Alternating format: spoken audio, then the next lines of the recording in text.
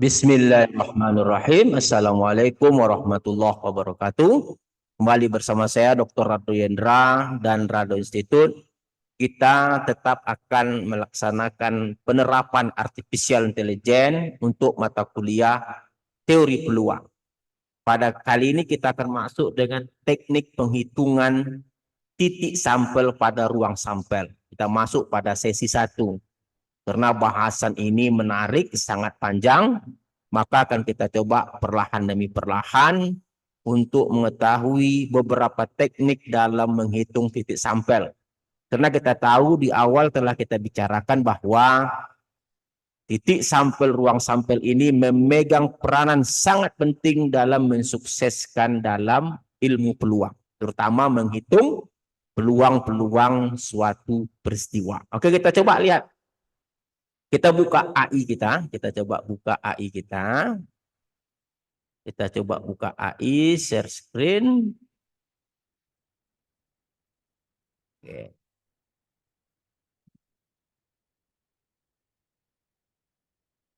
Nah, ini dia. Coba kita lihat. Jika N1 peristiwa percobaan diikuti oleh N2 percobaan, maka seluruh kemungkinan, seluruh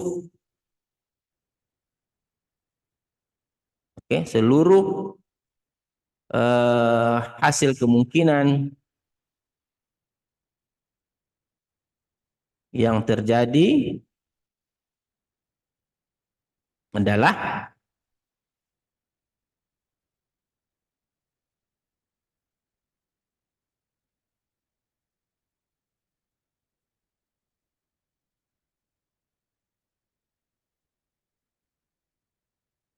maka seluruh kemungkinan yang terjadi dari gabungan kedua percobaan tersebut adalah N1 kali N2. Oke, kita coba lihat. Jadi jelas ya, jika ada N1 percobaan diikuti oleh N2 percobaan, maka seluruh kemungkinan yang terjadi sebagai gabungan dari percobaan N1 N2 adalah kalikan saja N1 kali N2. Kita coba lihat misalnya jika percobaan 1 adalah melantunkan satu dadu, tunkan dadu merah, dan percobaan 2 adalah melantunkan dadu biru,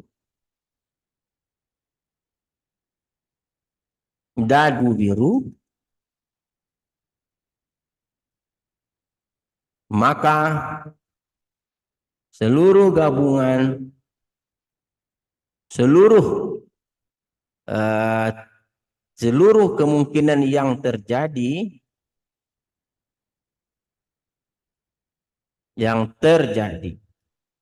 dari gabungan pelantunan dadu tersebut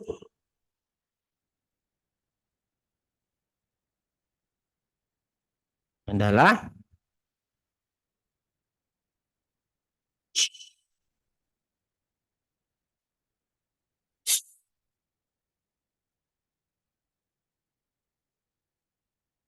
percobaan 1 melantunkan dadu merah, percobaan 2 melantunkan dadu biru, maka katanya seluruh kemungkinan itu adalah 36 karena 6 N1 dan 6 N2.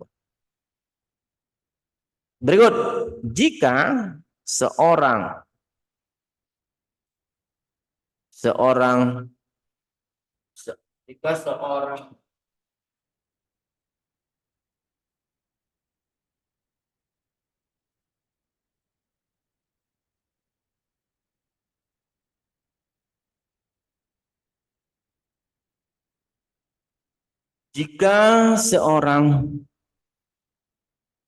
konsumen akan berbelanja dalam suatu warung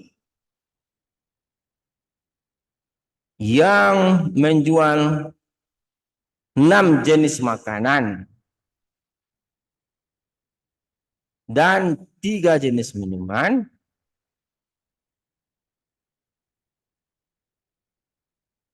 berapakah banyak kemungkinan yang dapat dipesan oleh konsumen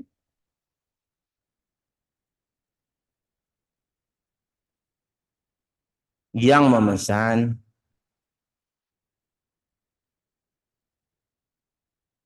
1 jenis minuman makanan dan 1 jenis minuman.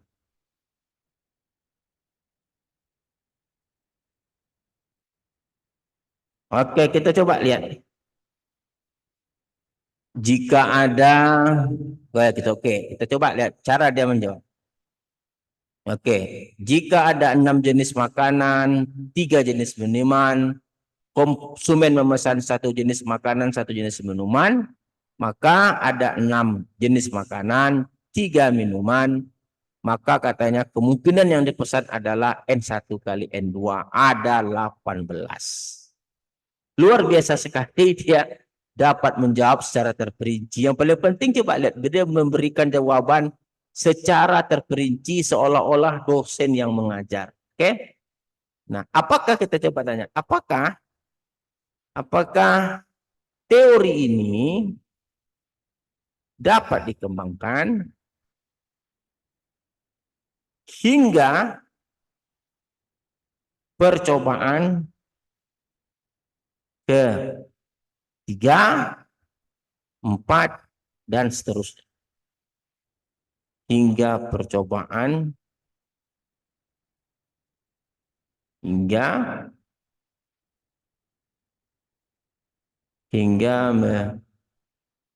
memiliki tiga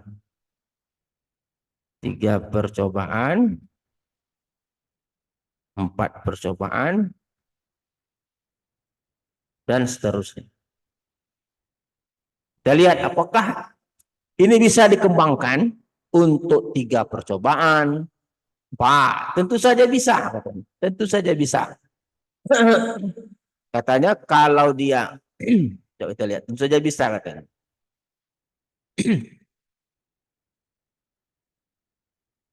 Jika kamu sudah memahami untuk 1 atau 2 percobaan, dapat dikembangkan 3 percobaan, 4 percobaan, dan seterusnya. Jadi kalau dia percobaan 1 ada N1 kemungkinan, percobaan kedua ada N2, percobaan 3 ada N3, dan seterusnya, maka secara umum jumlah kemungkinan yang terjadi itu adalah kalikan saja setiap N1 kali N2, N3. Jadi kita lihat, berikan contoh. Berikan contoh untuk 3 percobaan.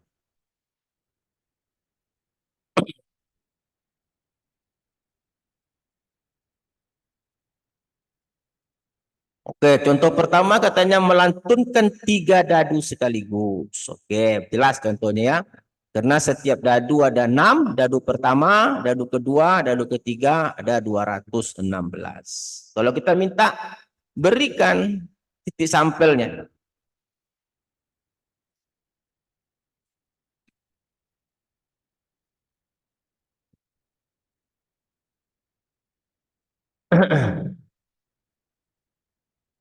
Oh, ini titik sampel peristiwa ya. Kita minta titik sampel ruang sampel. Titik sampel berikan berikan titik sampel ruang sampel. Ruang sampel.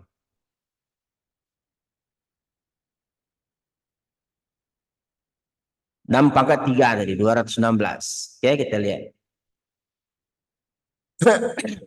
Nah, oh ini dia, tidak lengkap ya.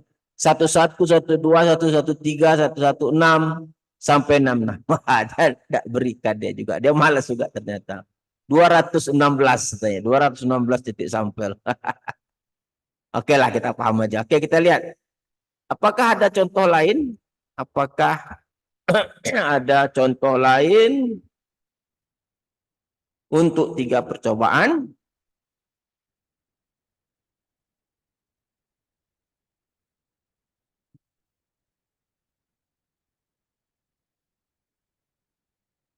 Tentu. Oke. Coba kita lihat contoh yang dia berikan seperti apa. Oh, melempar 3 koin jelas 8 ya. Ada 2 pangkat 3, 8. Ini juga contoh 2. Mengambil 3 bola dari kotak dengan pengembalian. Ingat dengan kembalian ya. Kotak berisi 4 bola warna merah. 4 bola kotak berisi 4 bola warna merah, biru, kuning, hijau. Pengambilan dengan pengembalian artinya warna bola bisa muncul berulang kali. Oke, ruang sampel MBKH. Ini sudah 4 pangkat 3. Ini contohnya sudah 4. Ini 4 percobaan. Kita minta contoh lain yang 3 percobaan. Contoh lain, contoh aplikasi. Contoh aplikasi untuk 3 percobaan.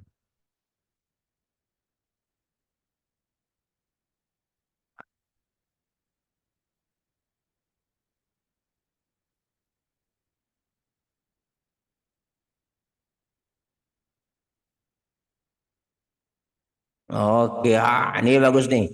Contoh di bidang kesehatan. Wah, untuk pengujian efek obat. Percobaan 1 dosis rendah, percobaan 2 sedang, percobaan 3 dosis tinggi. Bagus, oke. Misal sembuh respon pasien terhadap masing-masing dosis, sembuh tidak sembuh. Nah, kita lihat apa nih? Industri pengujian kualitas produk. Wah, ini bagus juga nih. Percobaan 1 kekuatan bahan baku ini dalam bidang industri. Percobaan 2, oke. Mantap.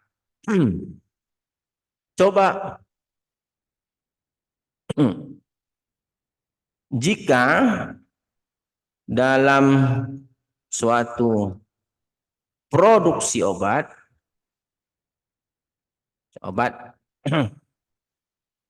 akan dihasilkan obat dengan bentuk tablet dan sirup dengan kadar dosis rendah, kuat, dan kuat dan sedang yang dibuat menggunakan bahan alami dan kimia. Dapatkan kemungkinan jenis obat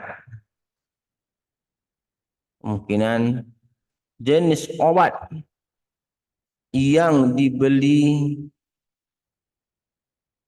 oleh pasien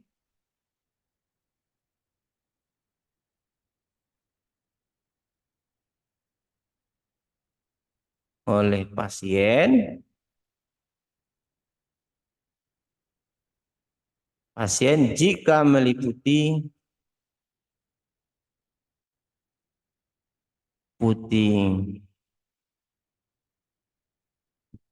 bentuk obat, kadar obat, kadar dosis, dan bahan obat tersebut.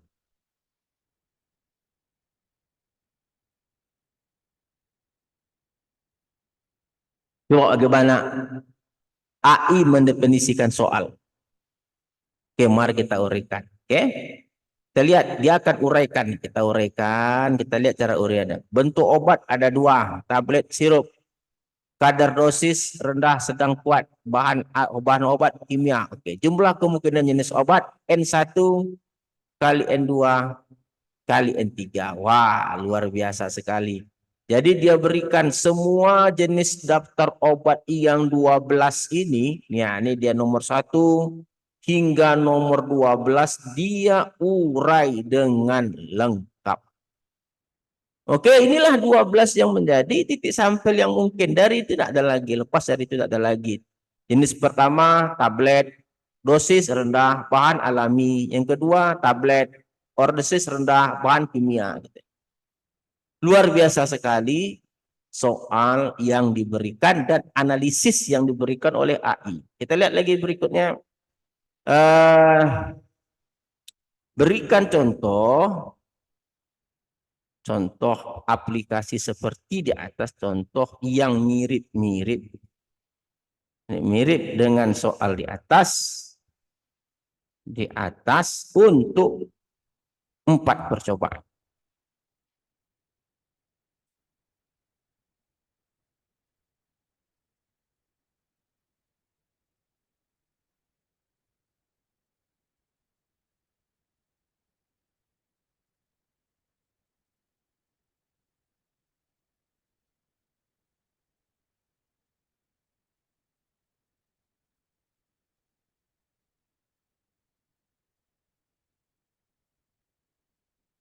Nah, ini contohnya. Dia bagus ya beli. Dia setelah kita ajar AI ini dengan soal aplikasi, dia baru bisa dia memberikan contoh yang kita inginkan. Contoh misalnya, sebuah perusahaan produksi pakaian menghasilkan produk dengan kombinasi karakteristik jenis pakaian, kaos dan kemeja, ukuran S, M, L, XN, warna merah, biru, hitam, bahan kain, katun, polister. Pertanyaan, berapa banyak kemungkinan kombinasi pakaian dapat dihasilkan berdasarkan keempat karakteristik tersebut? Jawabannya N1 kali N2 kali N3 kali N4, 48. Nah, mana deh yang 48 nih dia diberikan ini nomor. Dia ada berikan 48. Oke, 1 sampai 48. Nah, tidak lengkap diberikan. Kalau lengkap cari sendiri. Oke, saya rasa itulah hal yang sangat menarik yang kita dapat pahami. Nah, contoh terakhir kita coba. Jika pelantunan 1 dadu diikuti pelantunan 2 koin, dapatkan seluruh hasil kemungkinan yang terjadi. Jadi, oke, kita coba lihat jawaban ini. Seperti apa dia jawab?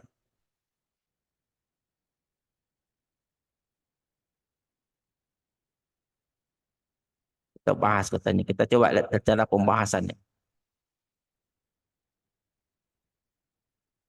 Percobaan 1 melantunkan 1 dadu, percobaan 2 melantunkan 2 koin. Jumlah kemungkinan, nah ini dia. Pertama adalah melantunkan 6 dadu, 6 koin. Dan melantunkan 2 koin adalah 4. Oke, 2 kali 2, 4. Maka seluruh hasil kemungkinan terjadi adalah 6 kali 4, 24. Oke, luar biasa. Luar biasa sekali hasil yang dia jawab. Dia salah satu bentuk titik sampelnya itu ini dia. 1 HH, artinya dadu pertama mengeluarkan mata dadu 1, koin kedua head, koin kedua ketiga head. Ini koin pertama head, koin kedua head. Oke, luar biasa sekali. Nah, sebanyak ini nanti hasilnya ada 24. Oke, saya rasa cukup hal yang sangat menarik kita bahas mengenai titik sampelnya. Kita akan masuk lagi teknik kedua ke depan. Bagaimana nanti kita cerita kombinasi permutasi. Oke, saya rasa cukup. Kita jumpa lagi pada sesi berikutnya. Assalamualaikum warahmatullahi wabarakatuh.